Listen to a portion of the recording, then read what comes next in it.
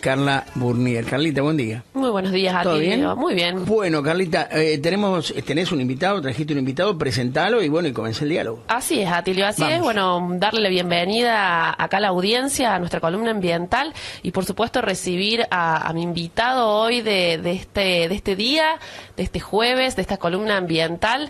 Él se llama Luis Tuninetti. Luis, bueno, buen día. Primero saludarte. Saludar a la audiencia. Días, gracias por la invitación, por supuesto. Bueno, muchas gracias a vos por venir. Bueno, contarte, Atilio, que Luis es un invitado porque, bueno, en el marco del marco del Día del Ambiente, que fue el viernes pasado, viernes 5 de junio, hemos pensado en hacer distintas temáticas relacionadas al ambiente durante todo el mes de junio. Y bueno, mi primer invitado de hoy es Luis. Luis es docente e investigador y representante de una ONG que se llama, Luis... Foro Ambiental Córdoba. Foro Ambiental Córdoba, así es. Y bueno, Luis lo he invitado porque él es un referente del tema, investiga lo que es el cambio climático, Atilio. FAC, sería FAC, Foro Ambiental Córdoba. Claro. Así es. Y bueno, en este tema de lo que es el cambio climático, ¿no? Este nuevo término que se usa hoy en la actualidad, preguntarle a un especialista de este tema, que es Luis, mi invitado de hoy. Bueno, preguntarte, Luis, en primera instancia, ¿qué es para vos el cambio climático y desde dónde lo abordas y de qué manera lo haces? Bien, está bueno explicar primero qué es lo que es el cambio climático, porque por ahí se da... Hoy en día hasta hablamos de crisis climática, ya no es cambio climático solamente, sino es crisis climática. Primero lo que debemos de diferenciar un poco es el tiempo con el clima, ¿no? Que es un poco lo que normalmente uno se levanta a la mañana, revisa el celular, dice a ver cómo está el clima, y en realidad el clima es otra cosa, ¿no? Tendríamos que decir cómo está el tiempo. En principio, ¿no? Decir, bueno, hoy es un día nublado, frío, ¿no? Eso es el tiempo. El clima es otra cosa, es un análisis estadístico de distintos elementos del clima, como la temperatura, humedad, viento, etcétera, etcétera, por lo menos durante 30 años. ¿Qué es lo que está pasando? Ese análisis, lo que están viendo los científicos, es que ese análisis de esos elementos clásicos de la temperatura, ¿no? Se están corriendo para arriba. ¿Por qué? Por diversas variables. La principal y lejos es la quema de fósiles, ¿no? Esto está provocando un calentamiento global, por un efecto que se llama efecto invernadero, que todos en la escuela hemos estudiado el efecto invernadero.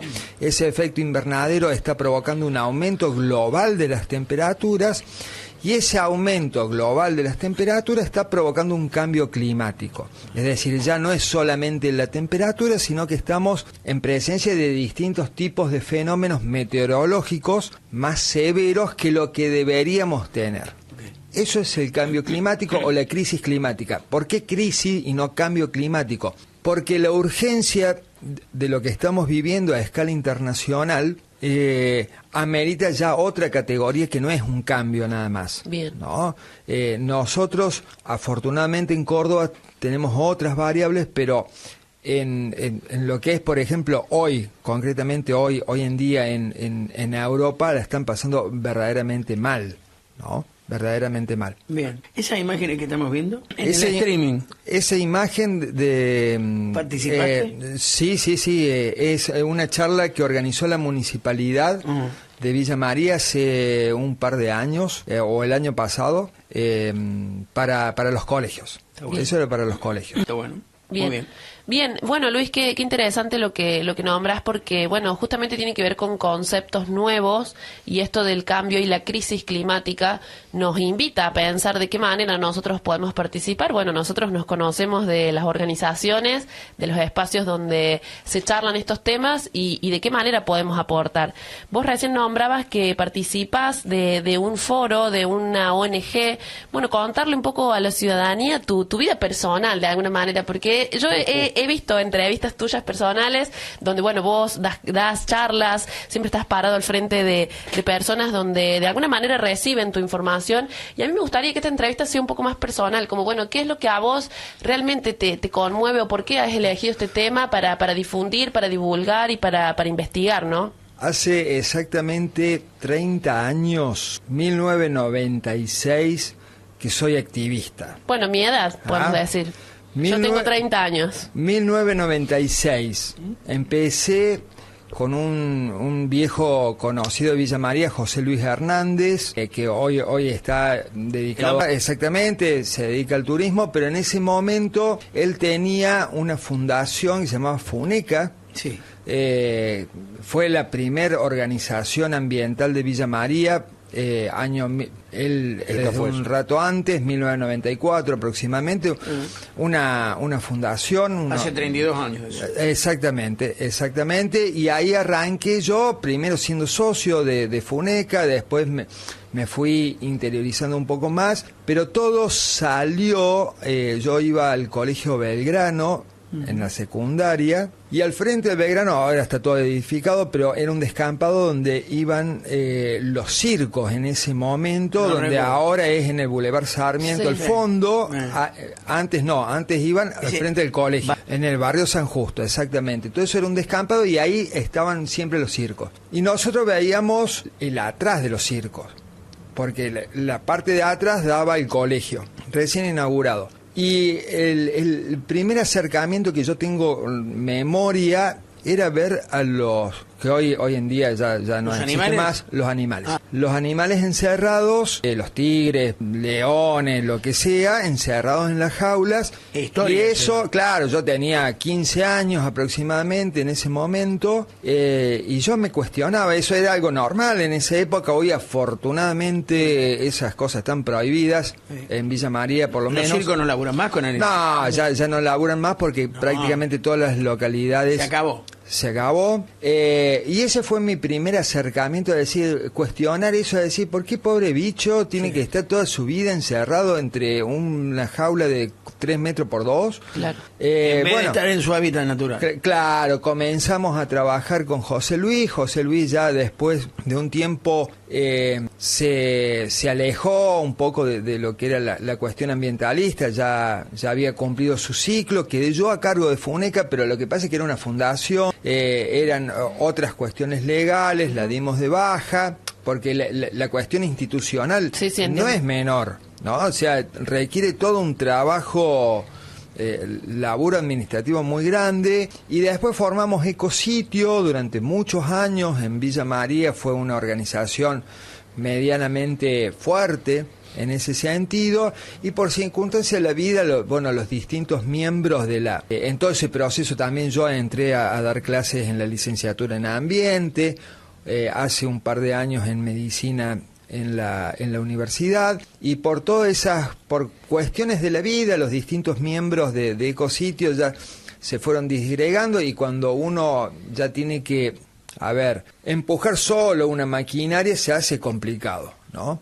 Entonces, decidimos darla de baja, y yo me uní a una gran organización que yo siempre admiré, que funciona desde el año 2002 aproximadamente, que se llama el Foro Ambiental Córdoba. Es una organización ya no local, es una organización provincial, que aborda temas provinciales de política ambiental, con gente especializada, todos profesionales, biólogos, abogados, etcétera, etcétera, profesionales que se dedican a la cuestión del activismo ambiental, más allá de lo que cada uno de nosotros hacemos. Y la verdad que estoy muy, muy contento. Formo parte de la comisión directiva actualmente. Es una organización formal, con personería jurídica, con todas las cuestiones legales que tienen que existir. Bien, todos los formatos de ley.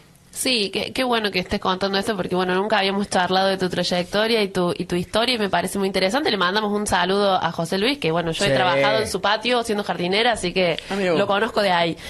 Y preguntarte, porque yo recién cuando arrancamos la columna empecé nombrando el 5 de junio, que es el Día del Ambiente. Este día se celebra, se conmemora, se tiene en cuenta desde 1972, luego de una conferencia que hubo en Estocolmo, y a partir de eso todos los 5 de junio hay un encuentro donde a partir de eso distintos grupos y organizaciones a nivel global toman estas mesas de trabajo y estas discusiones que se dan en distintos puntos del planeta. Bueno, este año se hizo en Azerbaiyán, ¿sí? Es un país que está al este de Turquía y bueno, allí se hizo esta conferencia este año. Bueno, en la capital se llama Bakú, sí, podemos buscar en internet. Y yo un poco investigando, digo, de qué vive este país, por qué se hace acá, digo, por qué en esta zona donde es muy particular pensar el ambiente en lugares donde hoy están dominando el mundo. Bueno, consultarte a vos qué pensás, o sea, se hace un evento de este tipo a nivel anual donde muchas organizaciones toman estas iniciativas para discutir, para charlar a distintos niveles sociales, ¿no? Ya vamos a hablar un poquito acá en Villa María, pero preguntarte a vos qué opinás de esta discusión que se da, la disrupción sobre un territorio donde se dedica al petróleo y el cambio climático se da a raíz de estas cuestiones de quemar combustibles fósiles. Bueno, hay un poco de contradicciones en eso. Preguntarte a vos qué opinás, qué es lo que tenés para compartirnos al respecto.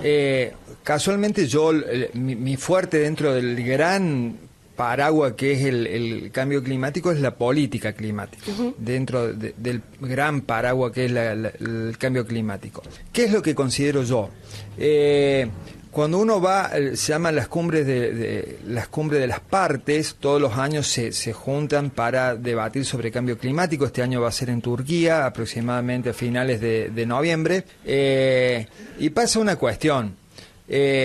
Todas las delegaciones, todos los países llevan delegaciones y las distintas industrias llevan delegaciones para negociar, ¿no? ¿Saben cuál es la delegación más grande por lejos que hay? La verdad que no. No, yo tampoco. La industria petrolera. O sea, las negociaciones climáticas están lideradas fundamentalmente por organizaciones petroleras. De hecho, el príncipe de este país tiene... Azerbaiyán, que es lo que... Azerbaiyán, sí. El príncipe tiene la principal petrolera mundial, la más grande. Entonces se da una cuestión ahí de discusión. Una contradicción. La ONU, en ese caso... cabe aclarar que la ONU no es un órgano de gobierno, junta a los países y en su secretaría es bastante, desde hace muchos años ya, desde hace una década aproximadamente, es muy crítica de las decisiones que se toman. La misma ONU, ¿no? Pero la realidad es que hoy no solamente estamos en plena, más allá de que impulsemos las energías renovables y que hay un aumento real de las energías renovables, principalmente de China, la realidad es que estamos en plena era del petróleo, y el petróleo hoy en día lo vemos con la guerra en Irán, ¿no? Irán, Israel, Estados Unidos, manda literalmente la geopolítica a nivel global. Eso es la realidad. No podemos escapar a eso, ¿no? Hace 3 años se venía discutiendo, por ejemplo, el fin de los plásticos de un solo uso. Sí. Los vasitos descartables, todo eso, a nivel internacional estoy hablando, ¿no? 3 años discutiendo los gobiernos, llegó la hora de decidir, la industria petrolera bloqueó todas las negociaciones y no se decidió nada. Claro. O sea, mirá lo fuerte que piensa el petróleo, ¿no? Es que en realidad los gobiernos en realidad tienen muy poco margen de acción real, claro. Sumado a que muchos gobiernos directamente son petroleros. Sí, porque yo siempre lo charlo acá en las columnas, digo, depende de nosotros seguimos comprando y ese consumo genera impacto y es difícil pensar una alternativa, un paralelismo cuando los que consumimos eso termina siendo todo descartable o todo de un solo uso, o bueno, empieza también por esto de nuestro alcance, ¿no? Lo que pasa es que si no para la demanda... Ahora, ¿cómo hace para parar la demanda? No para, por eso yo digo, fíjate vos, quizás nos vamos a lo último que tendríamos que estar charlando. Pero cuando me dicen, bueno, ¿qué podemos hacer por la cuestión ambiental o la cuestión climática? Sí. Todos tenemos tips, ¿no? Los que nos dedicamos a la cuestión ambiental tenemos tips. Bueno, cuidar el arbolado, apagar las luces si no es necesario, cuidar optimizar recursos, el goteo del agua, cosas básicas. Y eso lo tenemos que hacer, sí, lo tenemos que hacer. Ahora bien, ¿qué es lo que normalmente no se dice porque todos entramos en pánico, que el principal problema que tenemos como humanidad es el consumo. Entonces, hoy en día, por ejemplo, Argentina está pasando por un boom de las importaciones de China. Entonces entramos a una plataforma X de China y decimos, oh, mira qué linda la tapita de la luz esta que brilla, y mandamos a comprar una tapita de la luz, del medidor de la luz. Y llega, ¿no? Y llega a tu casa. O sea, pero si entendiéramos el impacto brutal que tiene traer de China las emisiones de gases de efecto invernadero, ni hablar las condiciones laborales de la gente que fabrica esa caja. Ese adminículo, lo que sea. Exactamente. Pero esto no estoy hablando de que es porque es China. Digo, estoy hablando de las principales multinacionales. Estamos hablando inclusive de Apple. Con sus famosos iPhone, en las cuales la minería, por ejemplo, si hablamos de minería de coltán, que es uno de los minerales raros, tierra rara, que se utiliza en tecnología, está prácticamente sacado del vientre de la tierra por chicos, o sea, en condiciones prácticamente de esclavitud, ¿no? O sea, hay un montón de cosas. Entonces, digo, dos cosas que tenemos que hacer como humanidad es repensar el consumo, decir, bueno, a ver, yo me voy a comprar esto, ¿verdaderamente lo necesito? O sea, esta computadora que yo estoy señalando acá, que la cámara no me toma, pero no importa, o el celular está diseñado para fallar, literalmente, para que yo tenga que comprar otro. Exacto. Ahora bien, ¿Puedo hacer algo para racionalizarlo? Sí, se puede hacer. Estiro un poco más la compra. El estirar las compras, ¿no? Ya sea de ropa, de cuestiones electrónicas, los bienes superfluos, tiene un impacto ambiental muy bueno, porque se ahorra no solamente emisiones de gases de efecto invernadero, sino que se ahorra lo que es la extracción de esos bienes de la naturaleza, ¿no? Pero ¿qué pasa? Todo lo vemos en la economía, ¿no? Hoy en día el consumo, entre comillas, está deprimido y le están pegando a Don Milei a dos manos, ¿no? Sí. Porque no hay consumo, y todos entramos en pánico cuando no hay consumo, ¿no? Pero eso es algo que nos han hecho instaurar en nuestro cerebro, que necesitamos constantemente cosas, que la industria tiene una extraordinaria capacidad para hacernos creer que necesitamos cosas. Perfecto. Ese es el tema. Y cuando nosotros decimos, vamos a lo fino, decimos, realmente necesitamos muy poco. El tema es que nos hacen creer que yo necesito un iPhone y estoy en situación de Android, ¿no? Como Ezequiel Campa, estamos en situación de Android. Nos hacen sentir mal por no tener un iPhone. Hay un montón de cuestiones.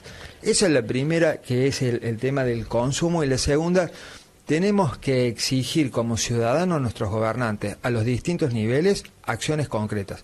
Punto. Porque los que tienen la llave de la acción es el Estado. Sí, más allá que el Estado Nacional hoy en día es un Estado negacionista de la cuestión ambiental. Claramente. Sí. Y en tantas otras también. Hay un montón de temas que se disparan por esta charla, que me surgen un montón de preguntas para hacerte, pero para concluir y cerrar preguntándote, bueno, ¿cómo te encontramos en redes? ¿Cuáles son tus iniciativas, tus desafíos a partir de ahora? Si querés comunicarnos algo a la audiencia que sea importante para vos. Yo en redes, la verdad que no meto cosas de ambiente, pero no tengo la costumbre. Sí, no soy como Carla. Carla es una chica... No nos seguimos con Atilio, así que no vemos. ¿Nos seguimos? Carla es una chica de redes sociales. Pero tampoco tanto, vamos a decir la verdad. Ella está más dedicada al carnaval. Claro. Eso es el fuerte de las redes. Exactamente. No, yo lo que... por ahí seguir el Foro Ambiental Córdoba, que es foroambientalcórdoba.org. Bien. Nada más, ahí es donde estoy canalizando todo este tipo de inquietudes en la universidad. A ver, yo soy claramente profesor y... ¿Vos estás en la UNBM? Sí, Okay. me atengo a un programa que tengo que dar. Sí. Tenemos iniciativas muy buenas de investigación y ahora en medicina, dando clases en medicina sobre cuestiones ambientales vinculadas a la salud, que es realmente muy, muy linda la experiencia. Y bueno, quedar al aguardo, por supuesto, de invitación de Carla para otra vez, por supuesto. Por supuesto, allá el Yo Diego tengo tiene... un par de preguntas. Una podés hacer. ¿Una sola? Una. No, ya tomé el tiempo, ya hablé. No se enoje, Donatil. Paga. No. Primero, te mando saludos, Rosita Rodríguez. Rosy. Dice que trabajó con vos en la facultad, Sí, te manda sí. salud, dice que un gusto escucharte. Y la pregunta que tengo, con el traslado de los lapachos de acá de acá de la avenida, Sí, sí. ¿tiene algún impacto ambiental o no? A ver... Mirá que son árboles grandes, che. Te doy, sí. Te doy mi punto de vista ahí. La verdad que la municipalidad es una opinión. Esto es una opinión personal, Sí, sin conocer, tu opinión. sin conocer el trasfondo.